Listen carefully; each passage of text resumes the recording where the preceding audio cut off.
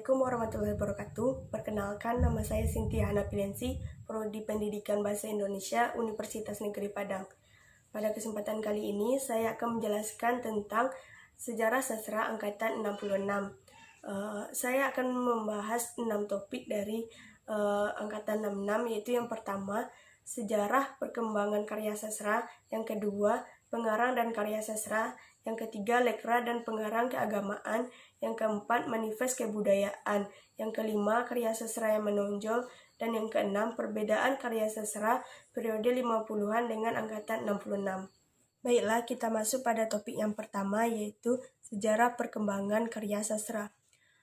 Nama angkatan 66 dicetuskan oleh H.B. Jassin melalui bukunya yang berjudul Angkatan 66. Angkatan ini lahir bersamaan dengan kondisi politik yang sangat kacau karena tersebarnya paham komunis di Indonesia. Angkatan 66 lahir setelah ditumpasnya pengkhianatan G30 SPKI. Sebelum nama Angkatan 66 ini diresmikan, ada yang memberi nama Angkatan 66 ini menjadi Angkatan Manifest Kebudayaan atau Manikebu. Angkatan ini ditandai dengan terbitnya majalah sastra yaitu Horizon. Banyak karya sastra pada angkatan ini yang beragam dalam aliran sastranya. Topik yang kedua yaitu pengarang dan karya sastra pada angkatan 66. Yang pertama yaitu Taufik Ismail dengan karyanya Benteng pada tahun 1966. Yang kedua yaitu Tirani pada tahun 1966.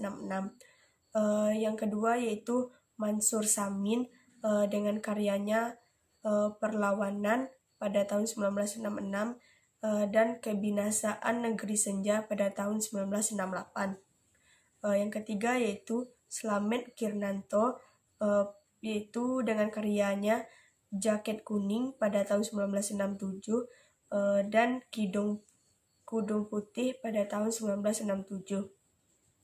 Yang keempat yaitu Iwan Simatupang dengan karyanya yaitu Ziarah pada tahun 1968 dan Merahnya Merah pada tahun 1968. Yang kelima yaitu Jamil Suherman dengan karyanya Perjalanan ke Akhirat pada tahun 1962 dan Manifestasi pada tahun 1963. Yang keenam yaitu Nasjah Jamin yaitu dengan karyanya Hilanglah Si Anak Hilang pada tahun 1963 dan Gairah untuk Hidup dan untuk Mati pada tahun 1968. Selanjutnya yaitu topik yang ketiga, lekra dan pengarang kebudayaan. Lembaga kebudayaan atau lekra didirikan pada bulan Agustus tahun 1950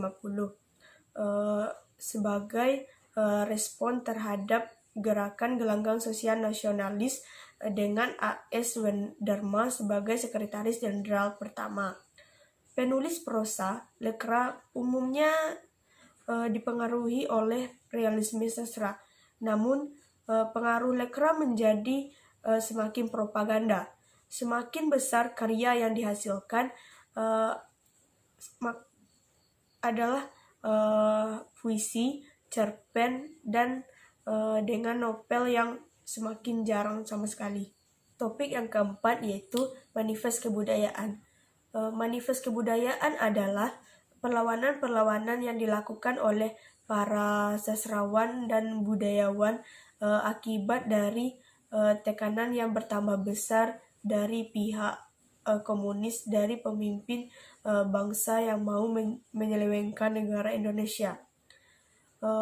Manifest kebudayaan merupakan kebudayaan yang menjunjung normalisme universal.